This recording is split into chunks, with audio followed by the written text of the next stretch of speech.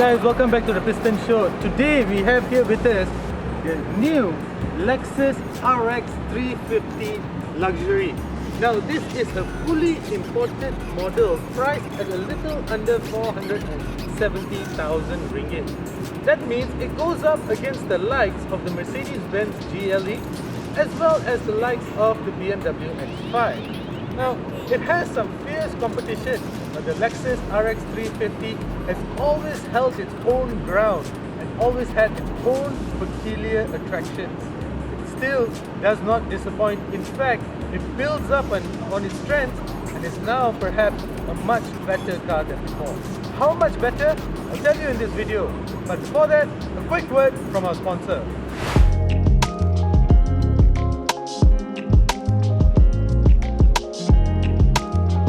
Hey guys, I'd just like to take you a couple of seconds to tell you about BH Petrol's Infinity RON 97 Euro 4M, because it's not like any other petrol out there, because it features advanced German additives that go into your engine, clean out deposits that have already formed from before, and if you continue using the Infinity RON 97 Euro 4M, you're basically ensuring that your engine continuously runs clean. So not only that, it also comes with an advanced friction modifier that goes in, reduces the friction of your engine, ensuring that you get maximum power and maximum fuel efficiency. Besides that, it also comes with 90% reduced sulfur. 90% guys! So what this does is, it makes sure that your engine runs clean and it's also great for the environment. So the next time you pour BH Petrol's Infinity RON 97 Euro 4M, know that you're making the right choice. Now let's start off this video by talking about the design as always. Now the design is an obvious evolution of the Lexus design language. Now if you follow Lexus continuously over the past 10 years or so, you will probably be familiar with the word spindle grille. That is what Lexus introduced for all of its models about 10 years ago. Right now, we still use that spindle language, but instead of using spindle grille, right now it's known as spindle body. Why? Because previously, the spindle grille was accentuated with chrome strips around the exterior, around the front grille. But right now, it's very obvious that the grille simply merges into the body to create the illusion that is one big piece of front end over here. However, it's still very different, but the word spindle grille is still there, and if you look closely, it still has that spindle grille front end that made its debut on Lexus cars 10 years ago. Now, the car, the Lexus RX350, is bigger, but before I get to that, I want to show you this part. Look at how vertical the grille is. From the side, well, you get these gorgeous 21-inch wheels. Now these are not your acoustic wheels that Lexus is known to be using, especially in its models like the LS and the LM. Now these are your regular wheels, they're not acoustic wheels. The acoustic wheels are in space because they are actually hollow inside and they absorb vibrations and sound to keep the interior quiet. The interior is still quiet for the RX350 even without using those acoustic wheels. And then you come here, the car actually sits higher, but yet it has a 15mm lower ride height. Now the car is actually, the wheelbase of the car is unchanged, but the back wheel has been pushed backwards by 60mm, and you'll notice this square overhang that is shorter right now for the latest generation, the 5th generation Lexus RX350. What this results in is a longer wheelbase, yet gives you slightly more legroom inside and more storage space in the boot as well. But it's not all just show. The design of the new 5th generation RX350 is actually a functional one as well. Now, such as this aerodynamic slit over here. Now it's just not there just for show. In fact, it channels air around the car and works to pull the brakes as well. there are other aerodynamic touches that are really cool, such as this tiny little thing over here. Now you might think that this is just nothing, but it works to channel air away from the car to reduce dirty air around the back of the car. Now this works to actually improve the sound deadening of the cabin, so this results in a quieter cabin. Now the good looks extend towards the back of the car as well. Now the back is utterly dominated by the single LED strip over here, which we first saw in the Lexus NX. This made its debut in the NX. It's still very good looking, but the one on the Lexus NX is double stacked, where else this is a single LED strip. Now they no longer get the Lexus L logo. In fact, you get this latest generation Lexus emblem spelled out at the back of the car. Now you might also notice that there are no tailpipes. That doesn't make it an EV, but tailpipes are hidden underneath the car. So what this results in is a very neat exterior. And since we have the back here, let me just show you the boot. You get about 470 liters worth of boot space, which extends to over 600 liters at the touch of a button over here. So this is all electronically controlled.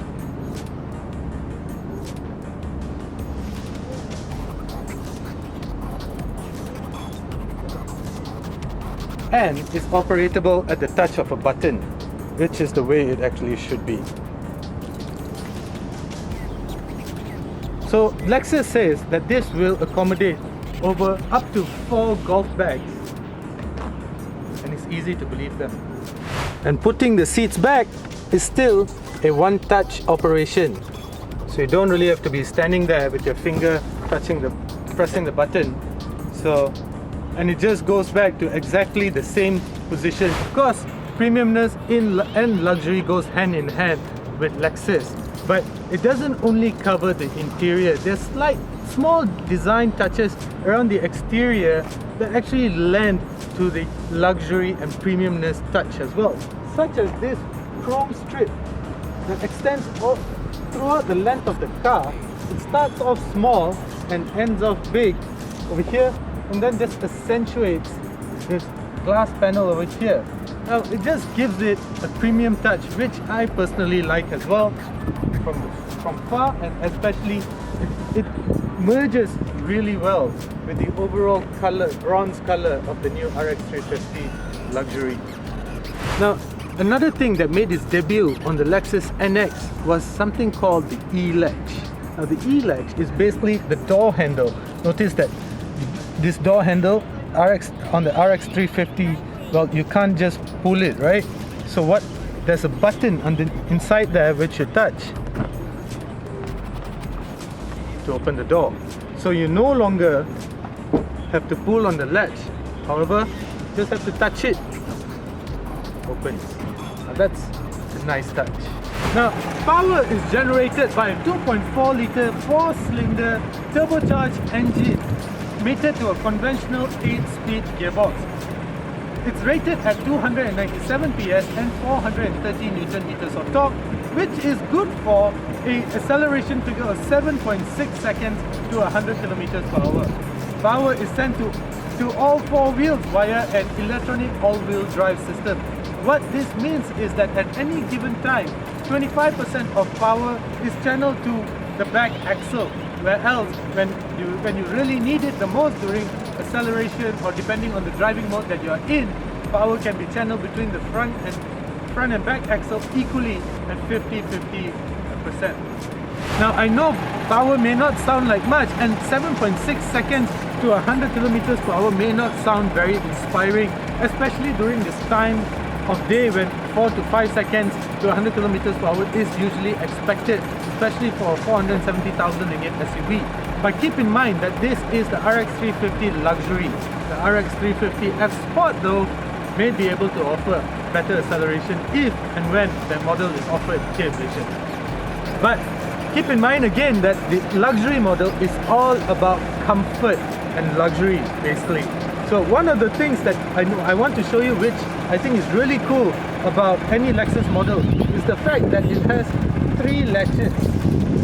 Now what this 3 latches means is that it reduces vibration, it reduces noise, and this means that there are lesser vibrations and there's lesser noise that intrudes back into the cabin, giving you a better, a more premium drive. Now the interior, well, at first glance it may not look like much, because again, this model is actually called the RX350 Luxury.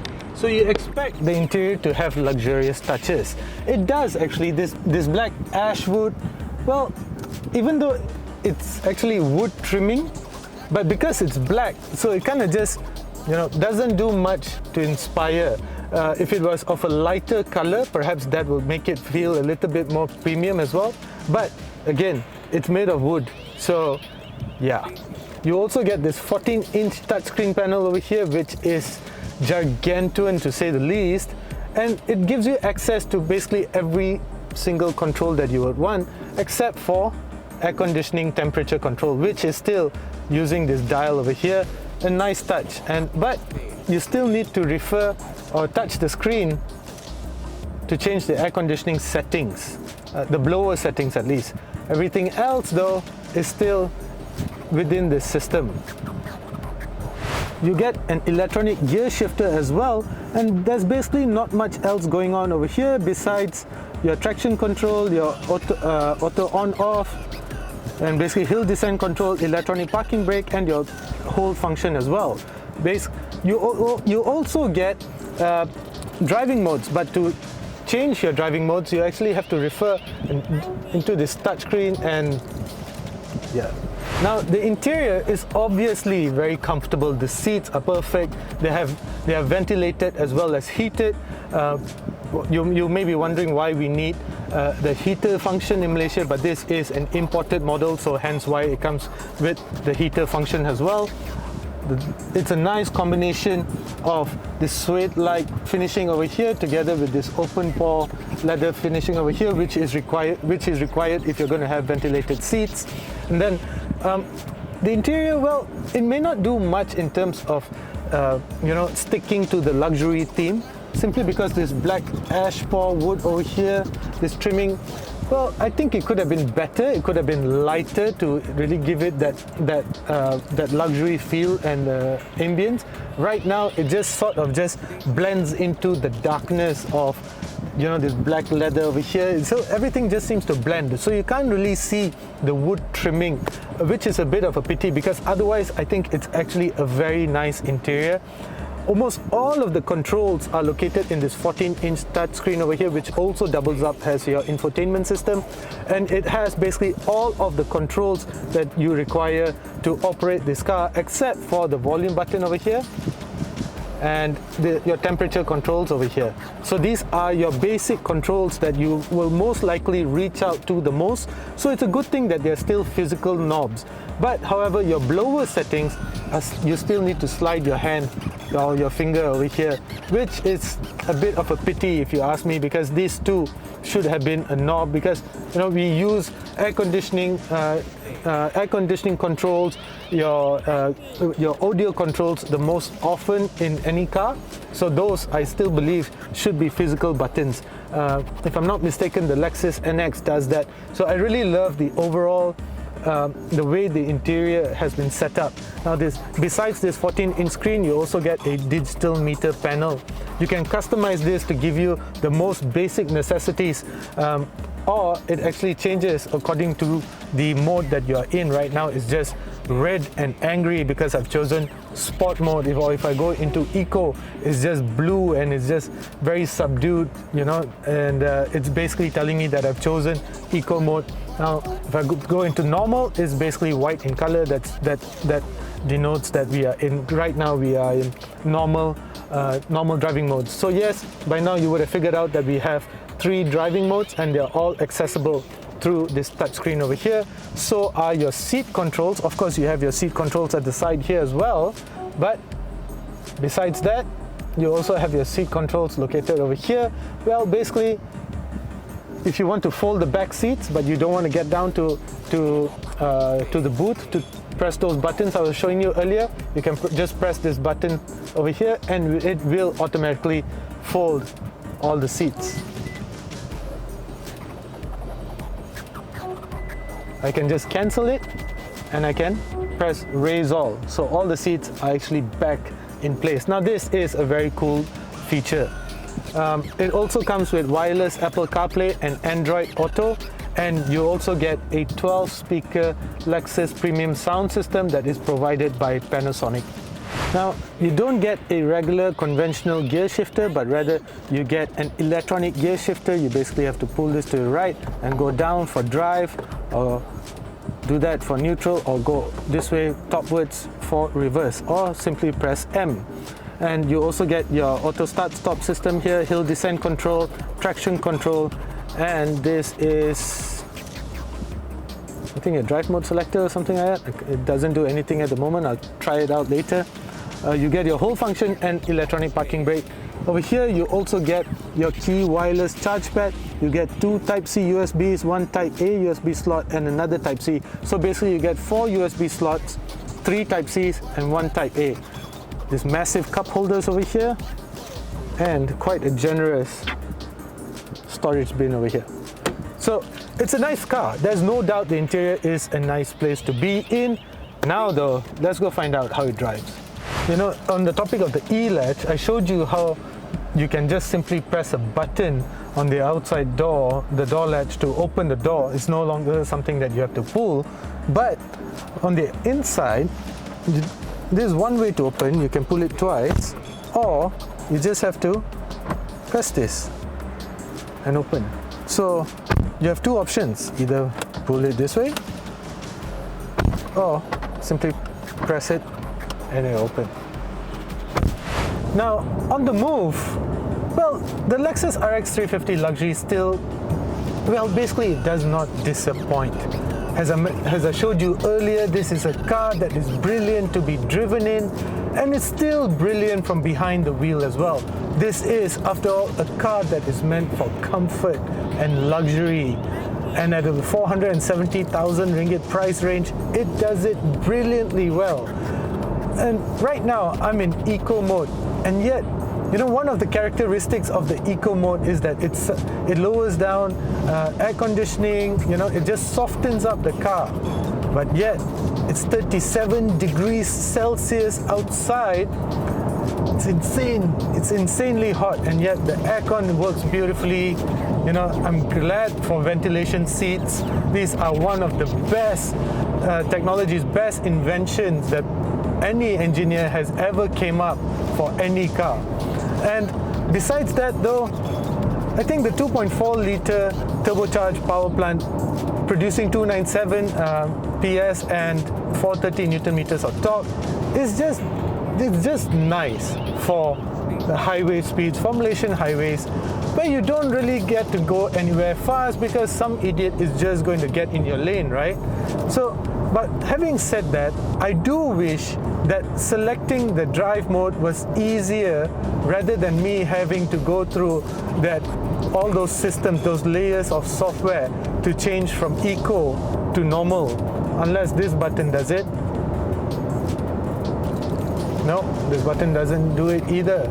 So check out the process, the steps that I have to take. That's 2 steps over there, and then this is the 3rd step to go into sport. So that is a 3-step process for me to change from eco to sport while I'm using the wireless Apple CarPlay, which is a bit sad.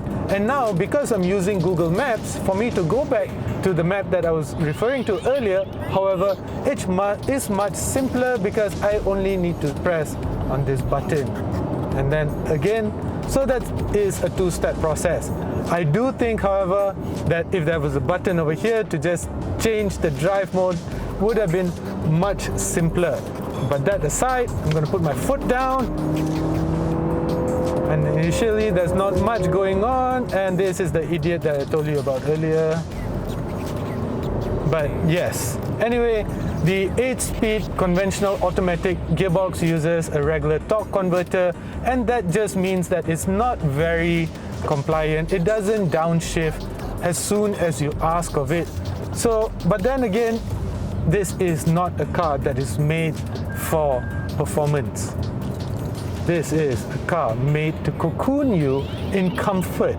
Now, we are on the NKVE highway right now, and one thing that I really like about Lexus interiors is how quiet it can be. Now, this uses active sound cancellation or noise cancellation or something like that.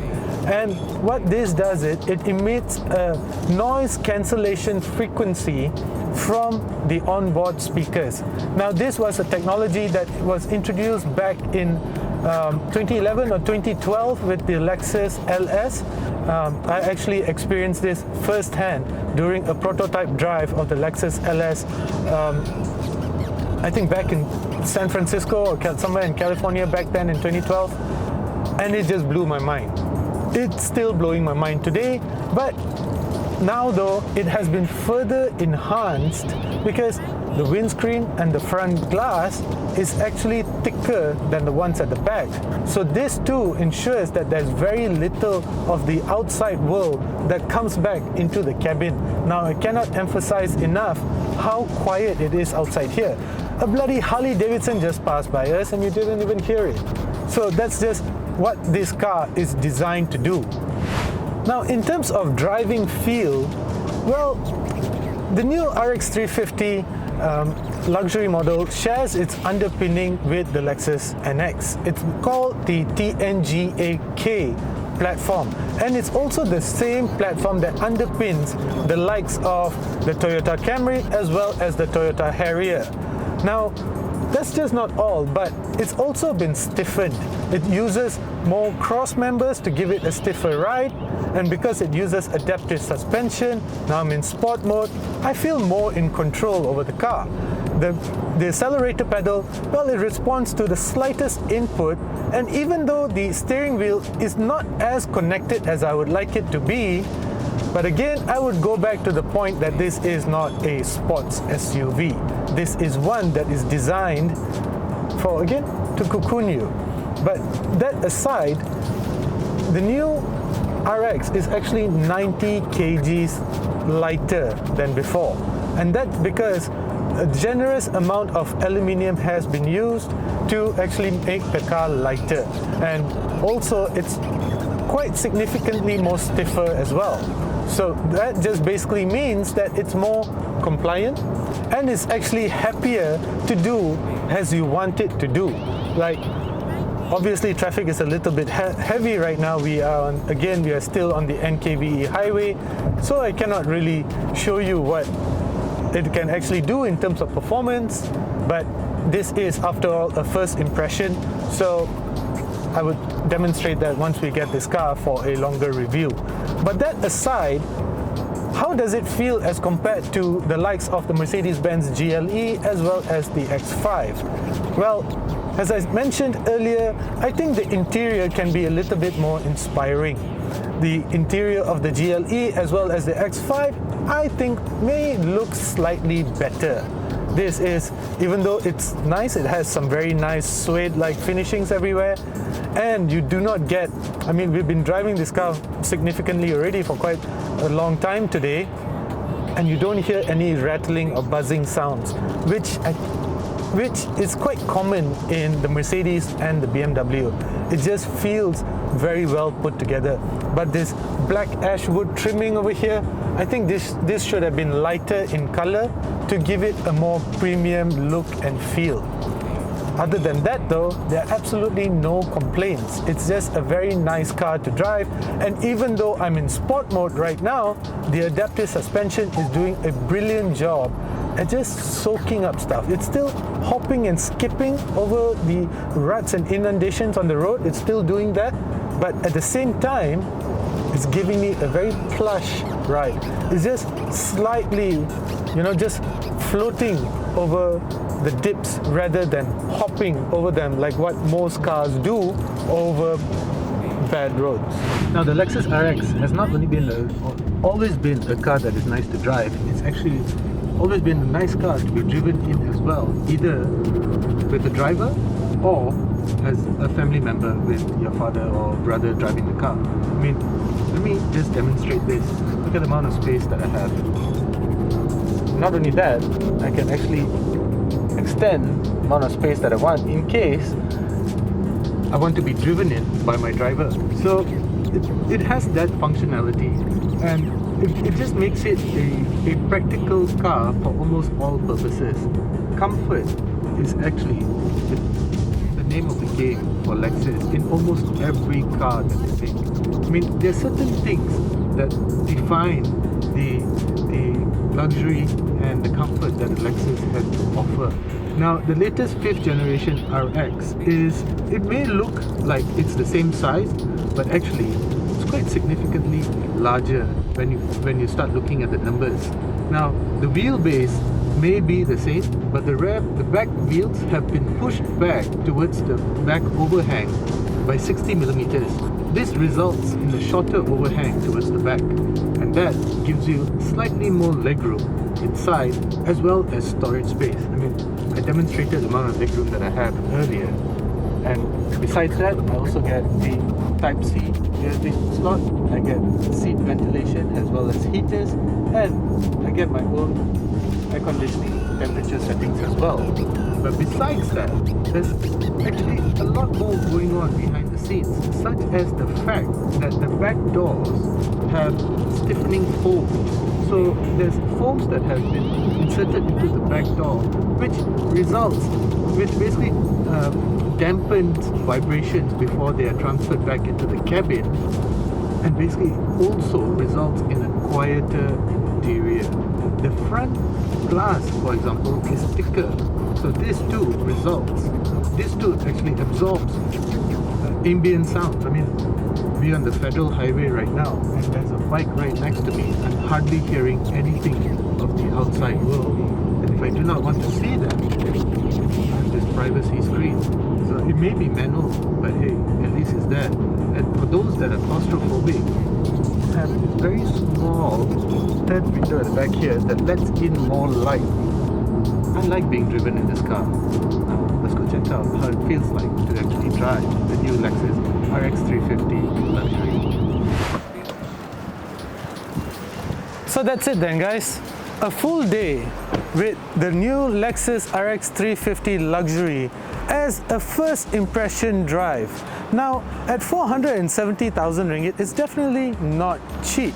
The Lexus RX has never been a very cheap car, but this is, after all, a brand new unit purchased from Lexus Malaysia. Now, this is a car that is made in Japan, and hence why the way our Malaysian taxes have been structured is that we heavily tax imported cars, and that's why, unfortunately, the price of the new Lexus RX350 Luxury is as such. Now, of course, you can get this outside for under parallel importers for perhaps a little bit cheaper, but that will deny you the opportunity to have your car serviced by an official outlet, which is, after all, one of the great things about owning a Lexus, because you want to be in a nice Lexus showroom when you want to service your car, and not just at any dingy outlet. But other than that though, it's still a very nice car as compared to the Mercedes-Benz GLE and the BMW X5. It's a car designed for comfort. Of course, it doesn't do the sporting element as well as the others, but it definitely does the comfort better than GLE or the X5. Thank you for watching. I'm Kashi Dylan. Do consider subscribing.